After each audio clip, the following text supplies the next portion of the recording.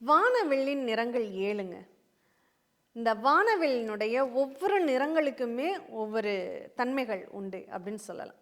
இந்த சிவப்பு நிறத்தின் அதிபதி யாரு அப்படின்னா செவ்வாய் பகவான். இந்த செவ்வாய் பகவானுடைய தாற்பயம் என்ன அப்படின்னா, இந்த செவ்வாய் யாரெல்லாம் பிடிச்சு அணியிறாங்களோ அவங்களுக்கு பூமி தொடர்பான நிகழ்வுகள், சொத்து தொடர்பான நிகழ்வுகள், இரத்த உறவு தொடர்பான நிகழ்வுகள், கோபம் தொடர்பான நிகழ்வுகள், இந்த மாதிரியான தன்மைகளை தான் அங்கே அதிகப்படுத்தும். ஒன்று அவங்களுக்கு சொத்து பிரச்சனை அவங்க குடும்பத்தில் இருக்கும், அல்லது பூமி வாங்கணுங்கிற விருப்பம் இருக்கும், அல்லது சகோதரர்களுக்குள்ள ஒரு கருத்து வேறுபாடுகள் இருக்கும், அல்லது முரண்பட்ட ஒரு சூழ்நிலைகள் அப்படிங்கிறது அங்கே இருக்கும், அல்லது கோபம் அவங்களுக்கு எடுத்தறிஞ்சு பேசக்கூடிய குணமும் அல்லது கோபத்தில் வார்த்தைகளை விடக்கூடிய ஒரு சூழ்நிலைகளும் அதிகமாக இருக்கும்.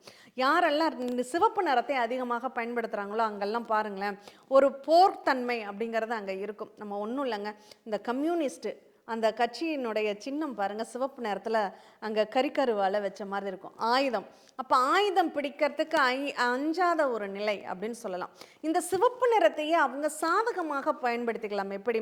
இப்போ உங்களுக்கு உங்கள் ஜாதகத்தில் செவ்வாய் வலுவாக இருந்தால்தான் உங்களுக்கு அந்த சிவப்பு நிறத்தின் மேலே ஒரு ஈர்ப்பு அப்படிங்கிறது வரும்.